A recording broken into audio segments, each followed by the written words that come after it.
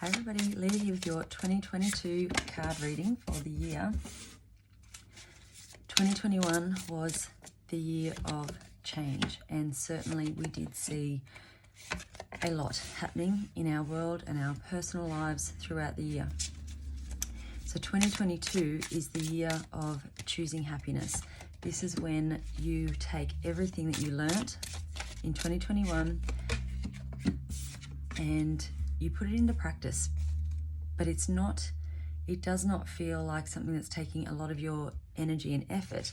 It's like you're getting into flow and alignment, and so everything then that you're doing, you're being very proactive, but with ease. It's not something that you're struggling or striving for constantly.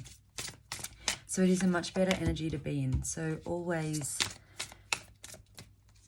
if you find yourself falling back into old patterns or things are feeling difficult again, choose happiness. If you go there, even just for a few moments, and find that place of happiness, you will find that you just shift your vibration and get back into alignment, and life will flow again. So January 2022, we have the world. So this is you, a cycle has ended and you're coming into something new. This is going to be a year of spiritual growth, of your intuition, really connecting to that. This is you really taking control of your life and your world and what you want, and standing your ground. You're building solid foundations and really ready for what is next. In February, we have the Ace of Ariel. So this is resources coming in. This could be some of you receiving some money. This could be a new job for somebody. Certainly, you might be climbing the ladder at work, or you're making some changes. Perhaps you're taking something that was a hobby that you were just doing for fun that now you are starting to turn into a career choice. But this is certainly a month of prosperity and abundance, and it feels quite lucrative. Then in March, we have the Queen of Gabriel. Again, this is you really standing strong, and you're getting so clear on what you want. You're attracting what you need. You're just in flow and alignment, and you're doing so well. Really, in March, the only thing that is coming up to be mindful of is making sure that when you are strong and you're powerful, that it is coming from the right place. Don't let your ego come in and take over, because that is the quickest way to lose what you've gained. Then in April, we have the Four of Ariel. So you might find that your energy sort of wavers just a little bit come April, that you're starting to perhaps find if you give a lot, you're not receiving that back. And you might feel a little bit drained of energy because of that. But again, bring it in, take a moment, choose happiness, come back to that place of peace and contentment. And being of service to others doesn't mean you have to provide for everybody if you're not getting any kind of respect, or if it's not that mutual agreement between two parties. So if you find you are giving so much and people are taking, but they don't really contribute to relationships or friendships or whatever the situation is, you're okay to have boundaries, and you should have boundaries. It's really important. So don't feel like you have to give to everybody until you have nothing left for you. Set your boundaries in place in April. Be very clear about where you sit with that. Make sure you're coming from a place of love and fairness and balance, and that will work out beautifully. Now in May, we have the card of new beginnings.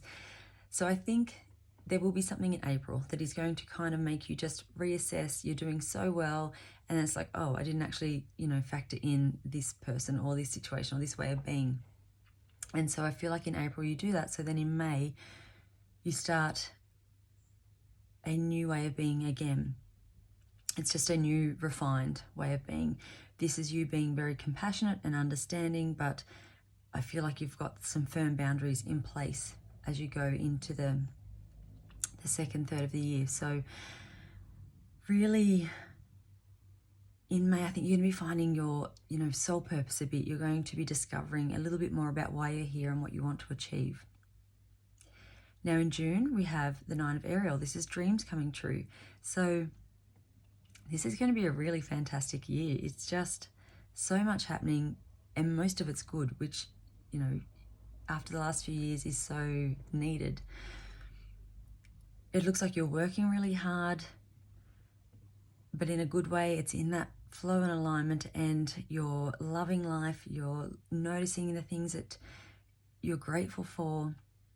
You're really manifesting and creating, and you're just living life. This feels like a really, really nice card in June. In July, you have the Empress, so your luck continues. You are creative. You're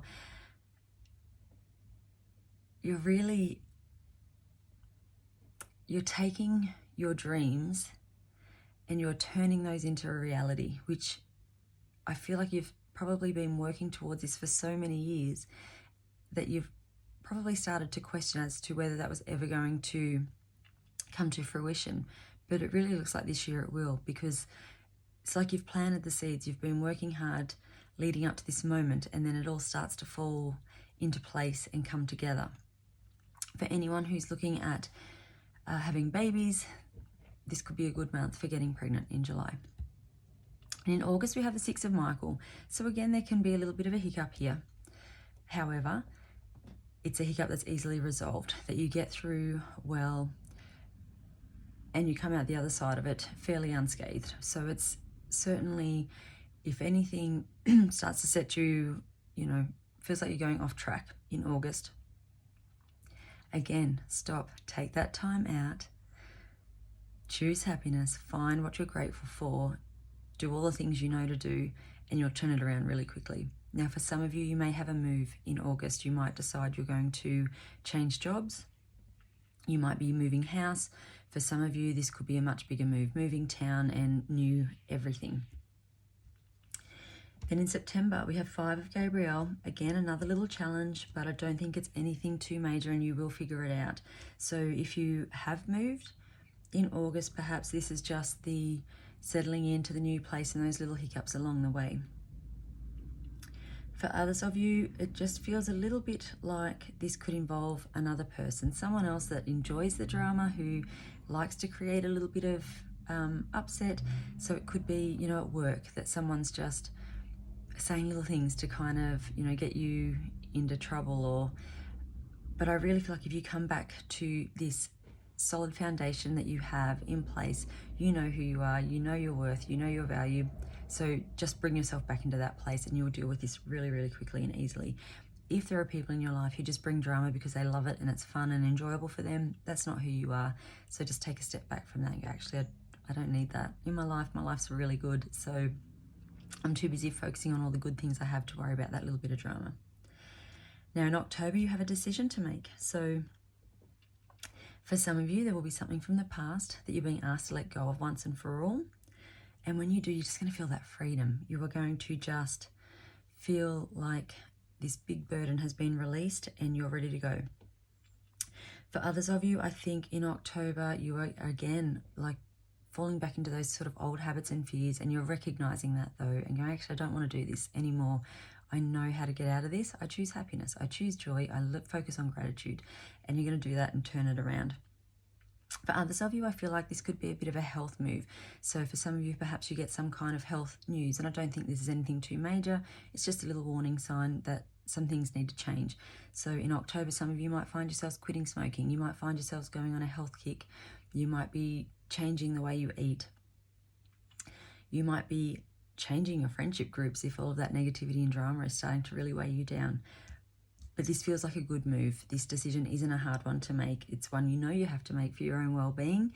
And really what you're giving up in order to do this isn't anything that you're particularly going to miss. So it will be good. Then in November, we have prosperity again, the Three of Gabriel. This, again, some people might have a move here. You might be traveling. You might be planning a trip.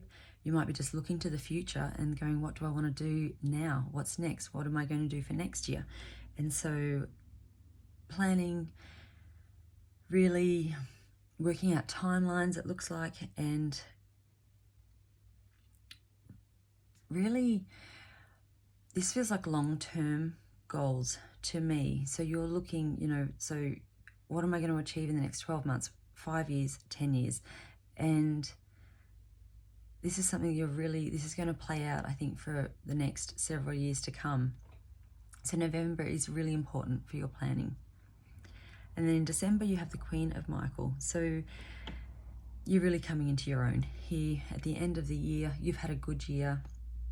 And even those little, hiccups along the way, you've dealt with them nicely. You are in a much better place December 2022 as to what you are December 2021. 2021 was all about change and getting rid of things, starting new things, getting ready for what this year was going to bring. And at the end of 2022, you're abundant. You have probably got some finances sorted, brought them into balance. Not only into balance, but I feel like you should have had more come in than what you need, which is a nice turnaround probably from the last few years. I feel like your career is on track. You're in the job that you want. Relationships might be the only thing that perhaps hasn't been a massive focus of this year, because I feel like this year is very much about you as a person and what you're achieving and your goals.